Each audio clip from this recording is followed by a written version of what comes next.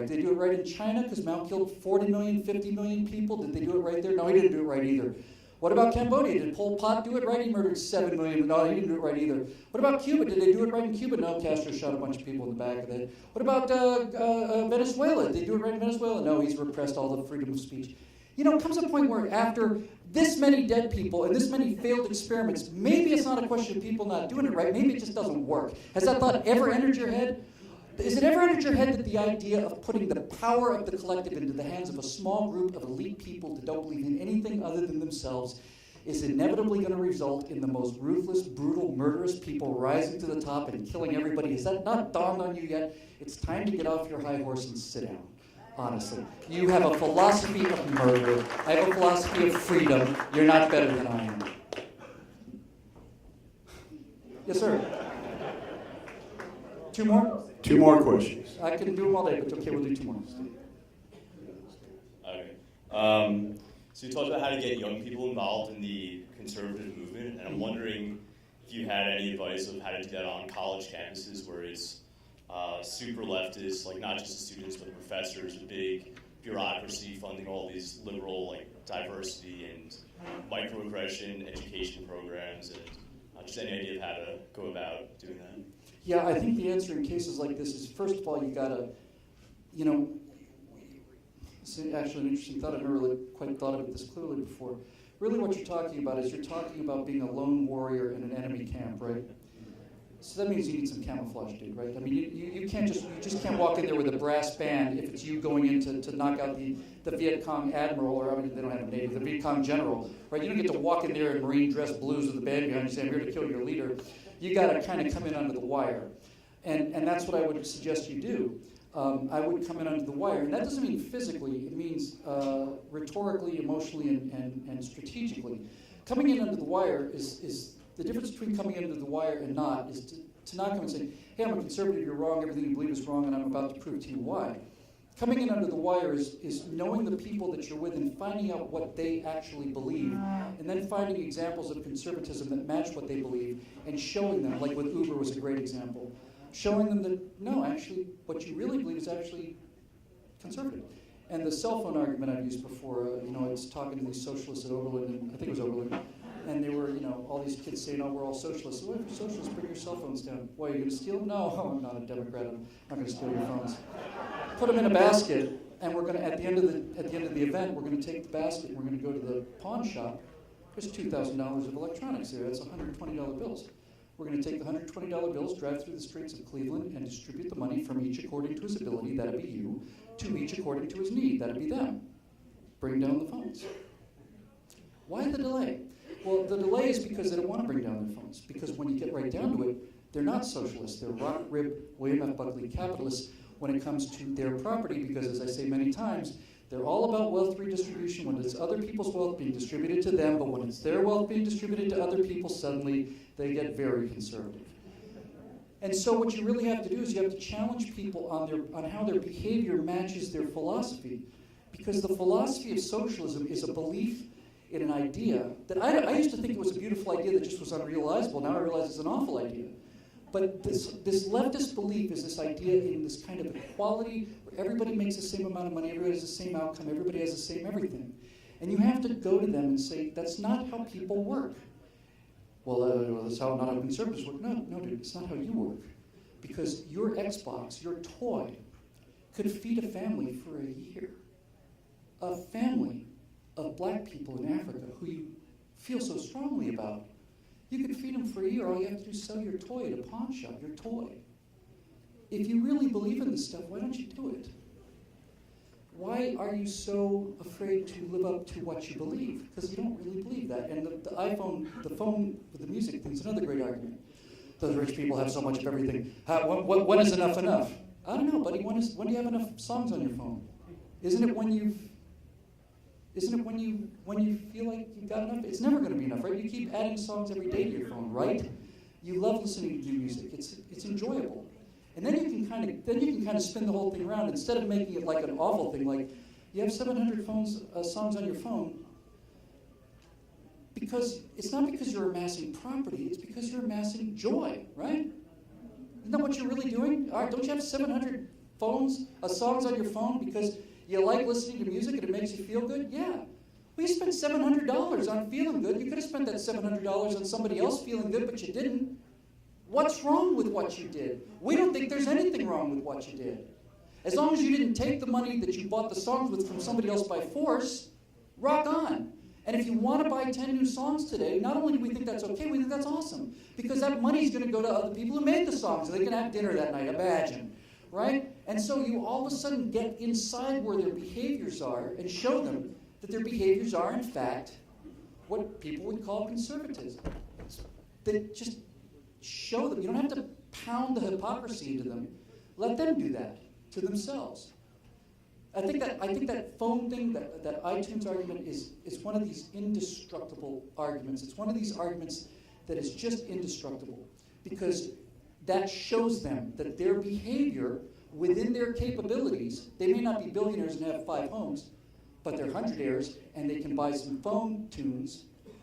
When they are given the opportunity to behave freely, they behave like conservatives. They buy stuff that they want for themselves rather than sending the money to people they don't know.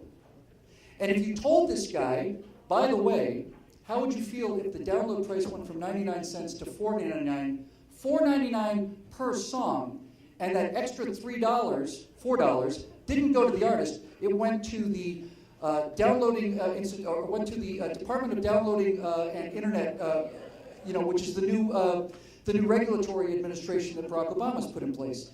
If you asked them that if you had $3 extra added per song per download, and the money just went to the government to regulate your ability to download more songs, how'd you feel about that? I've seen students riot over Wi-Fi that cost a log-on fee. Hit them where they live. Don't come at them from the top. Come at them from the bottom. Find out what their behaviors are. Look where the contradictions are, and then with a sense of humor, go at them that way. You can say, "Hey, man, I felt exactly the way you did." I mentioned earlier it's a horror movie thing. I didn't make the point, which is a common thing for me. I am, to the degree that I'm effective at this, I'm effective at this because I used to think like them. I'm a daywalker. I'm a vampire that can walk in the daylight and kills other vampires. That's what I do. I kill other vampires because I'm a vampire, because I live in show business and Hollywood, and I understand how this works. That's why I think it's so effective to have a vampire on our team. I know where the vampires live. I know how they think, and I know what they do. I know how to catch them. I know how to kill them, rhetorically. I've looked up killing him physically, and it's against the law. Stupid California with a ridiculous religion. Last question. Okay. Hi, I'm just an old lady, A-seat citizen, one of the deceased that you spoke of. And recently, the state of California just confiscated my water, and I'm a little upset about that.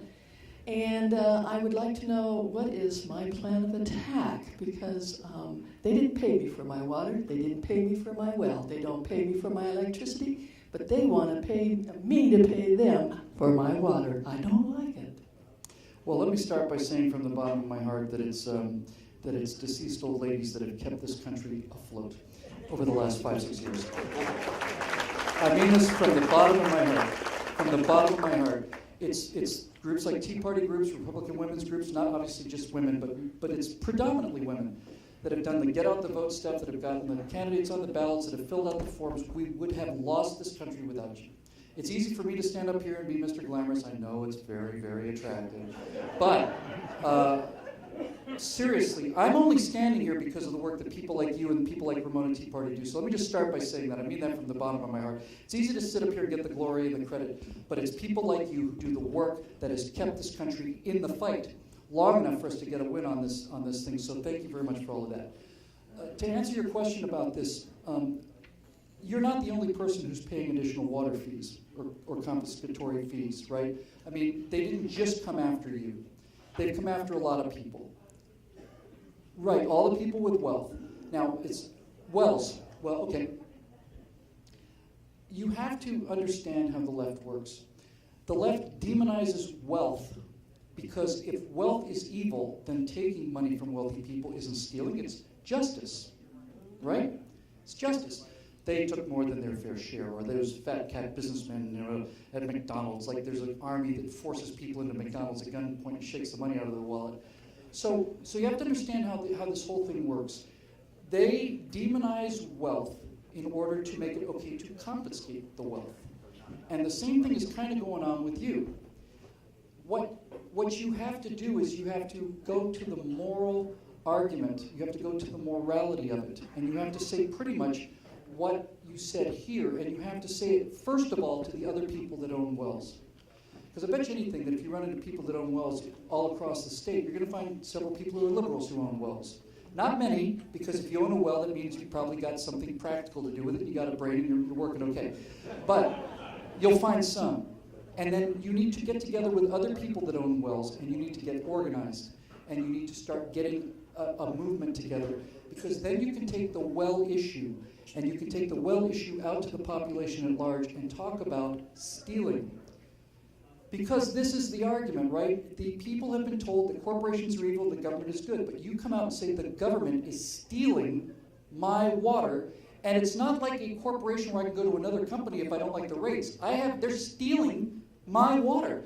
Do I own this land or not? You know, I had this, somebody pointed this out to me a couple years ago. It actually stopped me cold.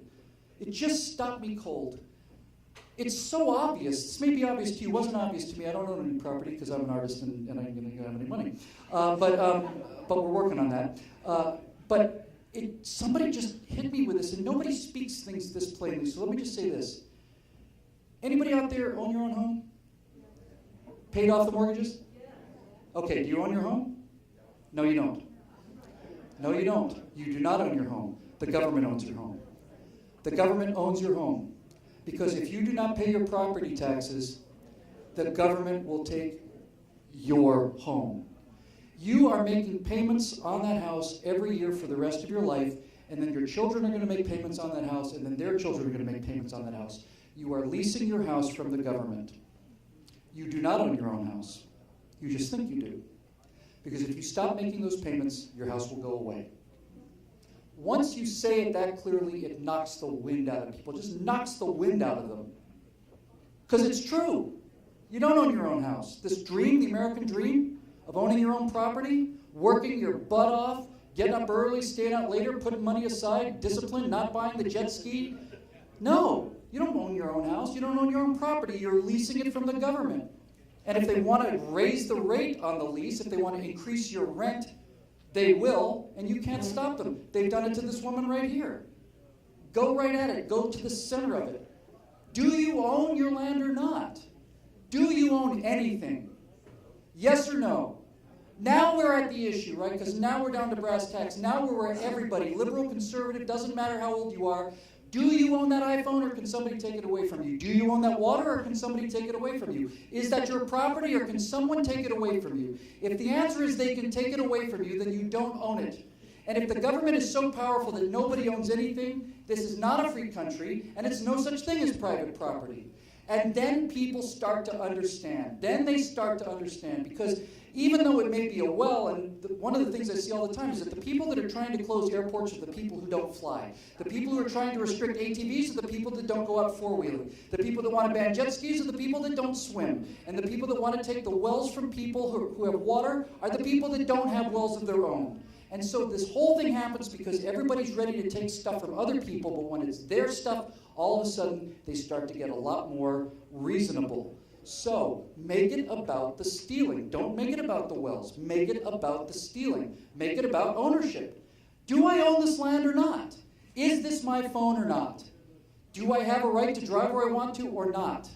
Because if the government can stop you, then you don't. Nobody wants to live in that kind of world. Even the people that support this guy and his policies don't want to live in that kind of world. Get to the moral center of it. Who owns your land? Who owns your land?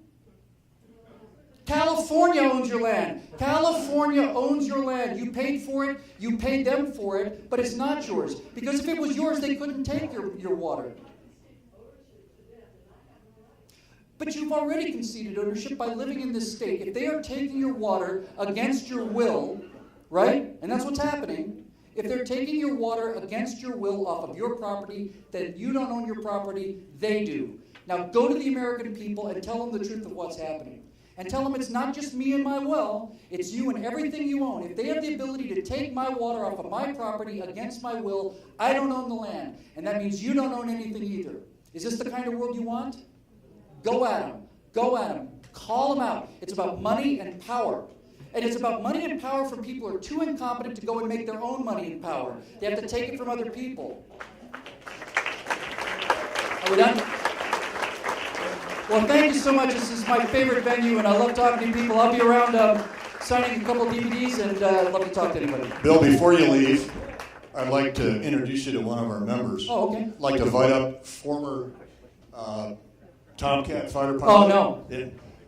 Commander Mark Viscara, USN retired. Hey, Mark. Got a little something for you. Good to see you.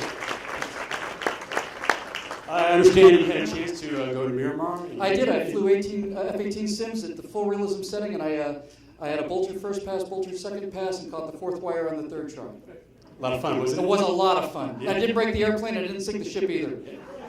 You believe they paid me to do that? Yes. You lucky son of a... Yeah, I know. That's what I was blessed. Hey, but here's the thing. I understand that you trapped aboard, but they didn't give you a flight suit. No, they didn't give me anything. Well, I got one for you. Oh, come on! Okay, now the problem was, I think you're a lot taller than I thought. This is my flight suit. Oh, no. And I'm honored that you have it, because I tell you what, you are the commander of the Enneagram. Oh, you man. are. Now, the only problem was, remember, I was a Tomcat guy.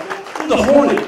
But the Tomcat, that's the one I trapped aboard, and that was the hardest one to trap aboard. Yeah, I'm not a Tomcat guy because they don't fly them anymore, and they don't fly them anymore because they're too damn fast. So I put the Tomcat Oh, patch on come there on. for you. Thank you so much. It's a prize. Thank you very, very. I cannot tell you what this means to me. Keep the good fight. Thank you. Oh, my Lord. Thanks, Mark. Thanks, Bill. Do we want to see him back It's again? going to fit me perfect. Thank you so much.